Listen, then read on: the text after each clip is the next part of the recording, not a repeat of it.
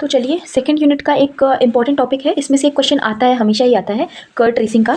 Trace the curve Y square A plus X is equal to X cube 3a minus X. ये इसके पहले वाले year में ही आया था, लास्ट ईयर ही आया हुआ था ये क्वेश्चन। तो कर्व ट्रेसिंग एक इंपॉर्टेंट टॉपिक है। इंपॉर्टेंट मतलब ये क्वेश्चन यहाँ से एक आपको 7 मार्क्स में देखने को मिलेगा, पर थोड़ा सा डिफिकल्ट भी लगता है बच्चों को, क्योंकि ये मतलब इसमें कई सारी चीज़ें हैं, तो इसकी वजह से चलिए मैं कई सारे पॉइंट्स हैं जिसकी वजह से बच्चों को लगता है कि हाँ कर्व ट्रेस करना थोड़ा सा डिफिकल्ट हो जाता है उनके लिए। बट मैं आपको थोड़ा इजी वे में आपको बताती हूँ कि कैसे हम लोग ट्रेस कर सकते हैं डिफ़िकल्ट से डिफ़िकल्ट कर्व को बहुत ही ईजिली। तो सबसे पहले तो कुछ पॉइंट्स याद कर लीजिए। जैसे मैं आपको यहाँ पे बता रही हूँ, कुछ पॉइंट्स हैं हमारे पास। सबसे फर्स्ट पॉइंट है सिमेट्री निकालना, ठीक है। तो सबसे पहले हम कर्व ट्रेसिंग में क्या निकालते हैं, सिमेट्री निकालेंगे। अब सिमेट्री के लिए मैं आपको कुछ चीज़ें बता देती हूँ, ठीक है। एक क्वेश्चन बता देती हूँ, बाकी आप कर लीजिएगा। जैसे सिमेट्री के लिए सबसे पहले तो हम चेक करेंगे कि अगर जैसे क्या होता है, if the powers of Y in the equation of the curve are all even, अगर वाई की पावर सारी पावर क्या है, इवन है, तो कर्व किसके अबाउट सिमेट्रिकल होगा, यक्स एक्सिस के अबाउट। अगर वाई क्या है, वाई की पावर अगर इवन है तो किसके अबाउट सिमेट्रिकल होगा, एक्स एक्सिस के अबाउट, ठीक है। अगर सिमिलरली अगर जो है आपकी यक्स की पावर इवन है तो किसके अबाउट सिमेट्रिकल होगा, वाई एक्सिस के अबाउट सिमेट्रिकल होगा। ध्यान से सुनिएगा मेरी बात। अगर वाई की पावर इवन है तो एक्स एक्सिस के अबाउट सिमेट्रिकल होगा, यक्स की पावर इवन है तो वाई एक्सिस के अबाउट सिमेट्रिकल होगा। चलिए इस एग्जाम्पल से हम लोग देखते हुए भी चलते हैं। सबसे पहले मैं थोड़ा थोड़ा आपको ऐसे समझाते जाती हूँ, उसके बाद मैं पूरा लिख के बताऊंगी। तो यहाँ पर जो क्वेश्चन है आपको दिख रहा है यहाँ पे कि वाई की पावर इवन है, राइट। यक्स की पावर हर जगह पे इवन नहीं है, यहाँ पर तो x की पावर यहाँ पर 4 हो जाएगा, बट यहाँ पर x की पावर कितनी है, 1 है। तो जिसकी वजह से हमें सिमेट्री किसके अबाउट मिलेगी, y की पावर इवन है, इसलिए किसके अबाउट सिमेट्री मिलेगी, x एक्सिस के अबाउट, ठीक है। अब तीसरी बात करते हैं कि अगर ये दोनों ही चीज़ें ना रही तो कैसे चेक करेंगे, ध्यान से सुनिएगा। If the powers of x axis if the powers of X as well as Y, मतलब यक्स और वाई दोनों की पावर अगर इवन हो जाए, तो बहुत सारे केसेस में ऐसा होता है ना, दोनों की पावर अगर इवन हो जाएगी, जैसे कि सर्कल में होता है, इलिप्स में होता है ना, सर्कल का इक्वेशन होता है उसमें भी पावर इवन होती है दोनों, और इलिप्स का इक्वेशन होता है वहाँ पर भी दोनों पावर इवन होती हैं। तो अगर ऐसा केस बन गया, if both X and Y are even, तो क्या होगा, तो हम बोलेंगे कि ये क्या है, दोनों एक्सिस के अबाउट सिमेट्रिकल है, ठीक है। तो दोनों एक्सिस के अबाउट सिमेट्री हो जाएगी, जैसे आपको पता है इलिप्स एक बहुत बड़ी एग्जांपल है ना। चलिए अब बात करते हैं हम लोग, एक और चीज़ है, if the powers of curve remains unchanged, ठीक है। If the powers of x remains unchanged, अगर मैं यक्स की जगह पर -x पुट करूँ और इक्वेशन पे कोई फर्क ना पड़े, और साथ में मैं y की जगह पर -y पुट करूँ फिर भी इक्वेशन पे कोई फर्क ना पड़े, ठीक है। तो अगर ऐसा किसी इक्वेशन में हो रहा है, जैसे कि सर्कल एक बहुत बढ़िया एग्जांपल है, क्योंकि स्क्वायर होता है वहाँ पर अगर आप x की जगह पर -x पुट करोगे, y की जगह पर -x पुट करोगे, तो वही सेम टू सेम इक्वेशन होगी। सर्कल का इक्वेशन होता है x square plus y square is equal to a square, आप रख लो -x, तो कितना होगा, -x का square plus -y square is equal to a square, वही का वही इक्वेशन बन जाएगा, कोई दिक्कत नहीं होगी यहाँ पर, ठीक है। और एक लास्ट चीज मैं आपको बता देती हूँ कि if the equation of curve remains unchanged when x and y are interchanged, अगर मैं x और y दोनों को इंटरचेंज कर दूँ, सेम वही सर्कल का एग्जांपल यहाँ पर भी आप ले सकते हो कि अगर मैं x और y को आपस में इंटरचेंज कर दूँ, इसको मैं यहाँ लिख दूँ, इसको मैं वहाँ लिख दूँ, ठीक है, या इन दोनों को x की जगह पर y रख दूँ, y की जगह पर x रख दूँ, और कोई फर्क ही ना पड़े इक्वेशन पे, तो ऐसी कंडीशन में हम बोलेंगे कि क्या होगा, ये दोनों एक्सिस के ठीक है। तो अगर y is equal to X रखने पर इक्वेशन पे कोई फर्क नहीं पड़ रहा है, तो हम बोलेंगे कि ये y is equal to x के line y is equal to x के अबाउट क्या है, सिमेट्रिकल है, ठीक है। ये चीज़ शायद आपको समझ में आ गई होगी। सिमेट्री का मतलब, अब इससे पहले हम सिमेट्री का मतलब समझ लेते हैं। देखिए सिमेट्री क्या होता है, बहुत ही आसान भाषा में आप समझिए कि जैसे आपने कोई फिगर बनाया, कुछ भी बनाया, जैसे मान लीजिए मैं सर्कल ही बना रही हूँ, यहाँ पर फॉर एग्जांपल मैं सर्कल बना रही हूँ, और मैं बोल रही हूँ कि ये एक्स एक्सिस के अबाउट सिमेट्रिकल है, किसके अबाउट सिमेट्रिकल है, एक्स एक्सिस के अबाउट। और आपने जब पूरा फिगर ड्रॉ कर लिया, पूरा सब कुछ निकालने के बाद आपका फिगर कुछ इतना मिला, ठीक है, इतना मिला। अब क्योंकि आपको सिमेट्री एक्स एक्सिस के अबाउट मिली है, तो इसीलिए हम बोलेंगे कि आधा पार्ट यहाँ पर ड्रॉ होगा, ठीक है। सिमेट्री का बेसिकली मतलब होता है कि जिसके अबाउट सिमेट्रिकल होगा, जिस लाइन के, जिस एक्सिस के, या जिसके भी अबाउट सिमेट्रिकल होगा, वो क्या करेगा, उस पर्टिकुलर फिगर को, उस पर्टिकुलर कर्व को हाफ पार्ट में, इक्वल पार्ट में डिवाइड करेगा। This is what exactly symmetry is, ठीक है। बेसिक आप एकदम साधारण शब्दों में समझिए, ठीक है। तो मैंने आपको कुछ चीज़ें बताई कि सबसे पहले आपको क्या चेक करने है, एक्स की पावर अगर इवन है तो वाई एक्सिस के अबाउट सिमेट्रिकल, वाई की पावर इवन है तो एक्स एक्सिस के अबाउट सिमेट्रिकल। अगर दोनों के अबाउट सिमेट्रिकल है तो क्या बोलेंगे कि हम, अगर दोनों की पावर इवन है तो बोलेंगे कि दोनों के अबाउट सिमेट्रिकल। अगर क्या कहते हैं, हम क्या रख रहे हैं, यक्स की जगह पर वाई और वाई की जगह पर यक्स पुट कर रहे हैं, और यक्स की जगह पर -y और सॉरी x की जगह पर -x, y की जगह पर -y पुट कर रहे हैं और कोई बदलाव नहीं आ रहा है, तो हम बोलेंगे कि ये ऑपोजिट क्वाड्रेंट में सिमेट्रिकल है। और यदि मैं x की जगह पर y और y की जगह पर x रख दूं फिर भी कोई चेंजेस नहीं आ रहा है, तो हम बोलेंगे कि ये किसके अबाउट सिमेट्रिकल है, y is equal to x line के अबाउट। आई होप आपको ये चीज़ तो क्लियर हो गई होगी। अगर ये चीज़ सिमेट्री क्लियर हो गई है तो हम लोग आगे बात करते हैं। इसमें पहले अपने क्वेश्चन में हम लोग सिमेट्री चेक कर लेते हैं, ठीक है। तो सिमेट्री की अगर मैं बात करूं तो सबसे पहले आप ऐसे ही हेडिंग डालेंगे, पॉइंट वाइज हेडिंग डालेंगे। फर्स्ट में लिखूंगी क्या यहाँ पर, सिमेट्री, ठीक है। ये सब तो समझाने के लिए है, बिना ये बेस बताए मुझे नहीं समझ में आ रहा था कि आपको कैसे ये बताया जाए, ठीक है। तो इसलिए सिमेट्री, तो सिंस आप देखिए, सिंस द कर्व, जो आपको कर्व दिया गया है is, since the curve contain, curve क्या कर रहा है, देखिए ध्यान से, curve contain only even power of y। आपको ये सारी लैंग्वेज लिखनी है, ठीक है। Then the curve is symmetrical about, then the curve is symmetrical about x axis, है ना। तो इसलिए कर्व किसके अबाउट सिमेट्रिकल होगा, x एक्सिस के। अभी आपको बोला कि y की पावर इवन होगा तो किसके अबाउट सिमेट्रिकल है, x एक्सिस के अबाउट। दूसरी बात हम लोग जानते हैं, मैंने आपको फर्स्ट पॉइंट बता दिया सिमेट्री। सेकंड पॉइंट होता है नेचर ऑफ ओरिजिन। मैं आपको यही बताते हुए चल रही हूँ, क्वेश्चन में ही देखिए, नेचर ऑफ ओरिजिन। तो नेचर ऑफ ओरिजिन, सबसे पहले आपको सिमेट्री लिखना है, सेकंड हेडिंग डालनी है नेचर ऑफ ओरिजिन। ऐसे पॉइंट वाइज ही आपको लिखते हुए चलना है, ठीक है। तो नेचर ऑफ ओरिजिन में होता क्या है एक्चुअली, इसका मतलब ये है कि ये पर्टिकुलर कर्व ओरिजिन पे कैसा रिएक्ट करता है, क्या होगा ओरिजिन पे, क्या बनाएगा, ये हमें बताना है। उसका नेचर ओरिजिन पे कैसा है ये बताना है, ओके। तो मैं यहाँ पर जो लैंग्वेज लिख रही हूँ ऐसा ही कुछ लैंग्वेज आपको भी लिखना है, कुछ भी आप ज़्यादा चेंजेस नहीं करेंगे, ठीक है। सबसे पहले तो आपको क्या करना है, ओरिजिन पे क्या होता है, x और y दोनों जीरो होते हैं, तो आपको x की जगह पर x की जगह पर 0 और y की जगह पर 0, मतलब 0 0 पुट कर लेना है। और फिर देखना है कि क्या इक्वेशन सेटिस्फाई करता है कि नहीं। अगर LHS is equal to RHS आ गया तो हम बोलेंगे कि ये कर्व कहाँ से पास हो रहा है, ओरिजिन से। x is equal to 0, y is equal to 0 put करने पर अगर LHS is equal to RHS आ गया तो हम बोलेंगे कि कर्व कहाँ से पास हो रहा है, ओरिजिन से। दूसरी चीज इसी में निकाल लेंगे हम लोग, टेंजेंट एट ओरिजिन, ठीक है। टेंजेंट एट ओरिजिन निकालने के लिए हम लोग क्या करना पड़ेगा कि हम इक्वेशन को इक्वेशन के लोएस्ट डिग्री टर्म को हम 0 के इक्वल पुट करते हैं। क्या करते हैं, इक्वेशन के लोएस्ट डिग्री टर्म को हम लोग 0 के इक्वल पुट करते हैं और फिर देखते हैं वहां पर नोड मिलता है कि कस्प मिलता है, ठीक है।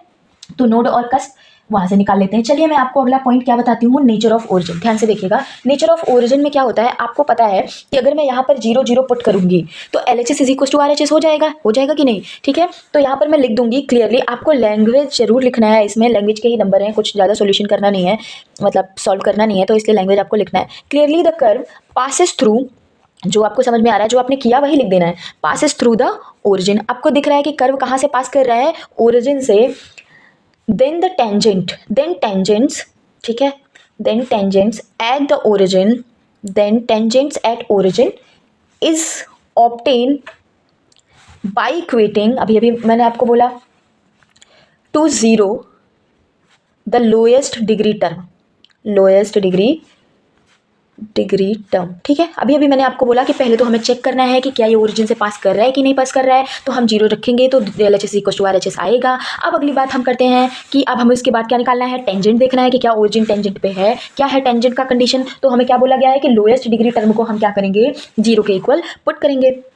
तो यदि आप देखेंगे तो लोएस्ट डिग्री टर्म क्या है, हाँ, y² is equal to 3x², यहाँ से y इक्वल टू क्या मिल जाएगा, प्लस माइनस √3 इंटू x, यही तो मिलेगा हमको। तो हमको दो टेंजेंट मिल गए, एक तो y equal to plus √3x, दूसरा y equal to minus √3x। तो हमें कैसे मिले हैं, क्या लिखेंगे हम लोग, two real and distinct tangent, two real and distinct tangent at 0 0।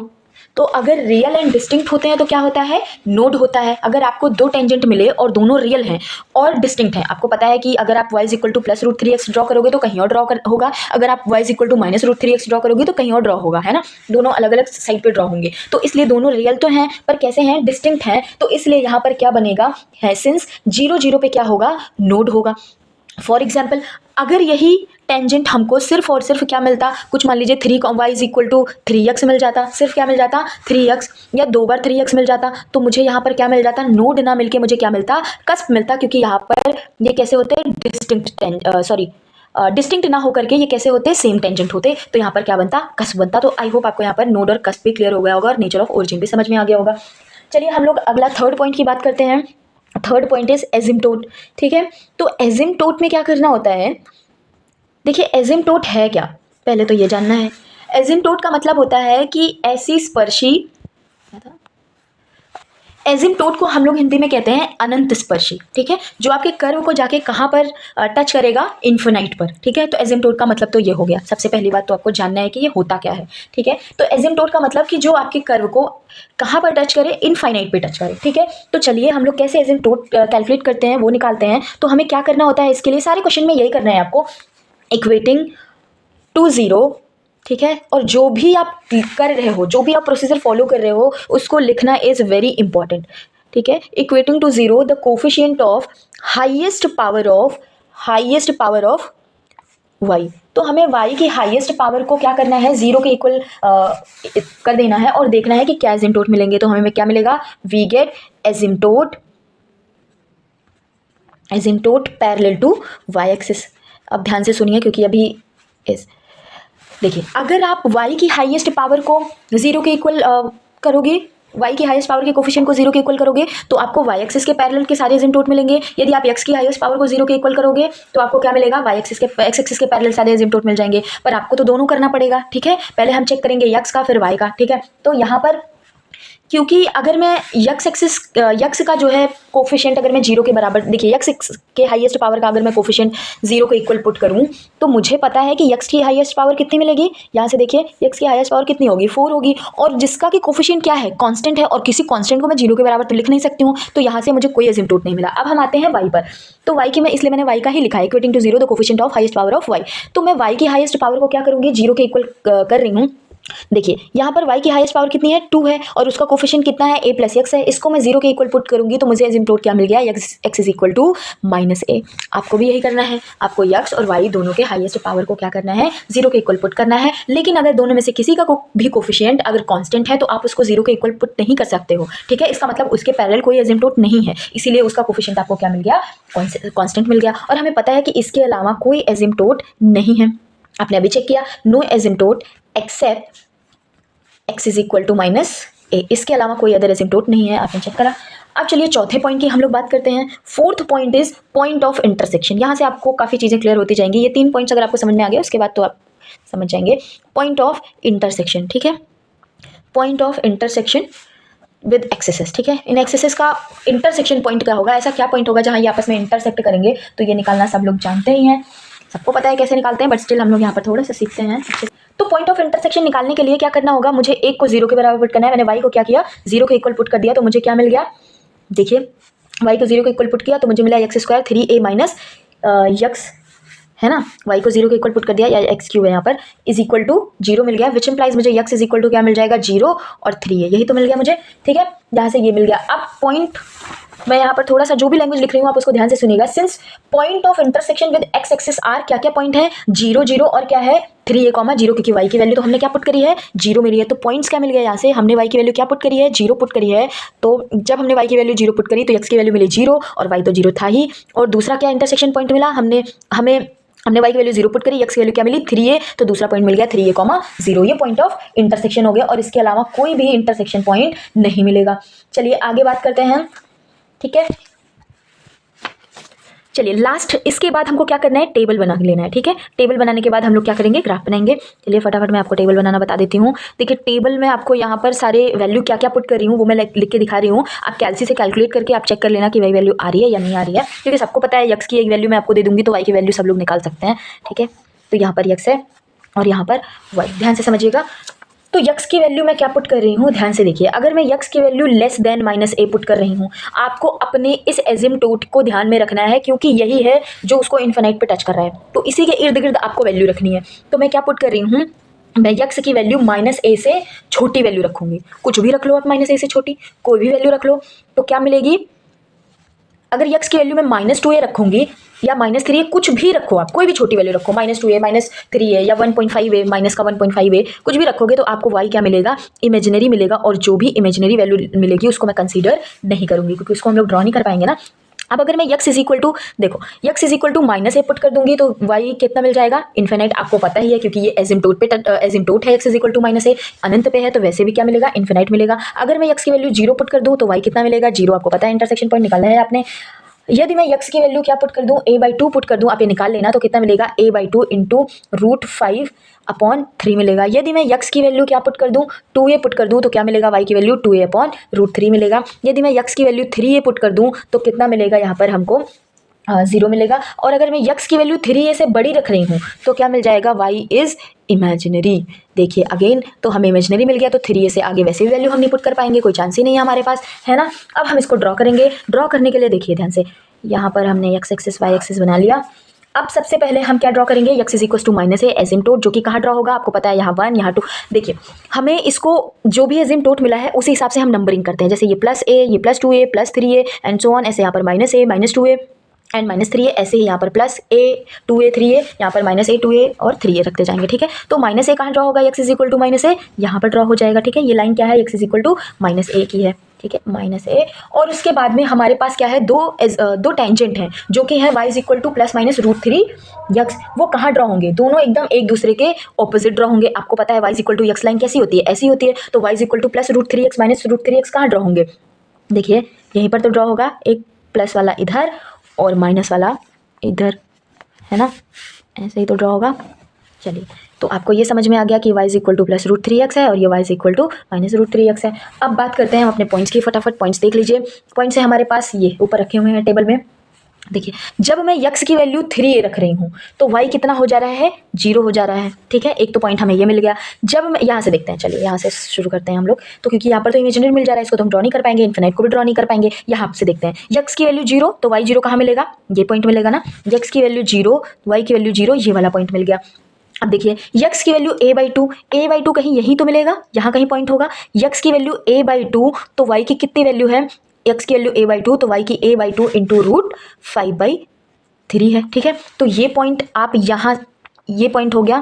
देखो यहाँ पर a/2 है और y a/2 इंटू √5/3 है, तो कहाँ मिलेगा, कहीं थोड़ा सा ऊपर जाएगा, यहीं तो कहीं आएगा, है ना, क्योंकि अगर +a यहाँ है तो कहीं यहीं तो आएगा।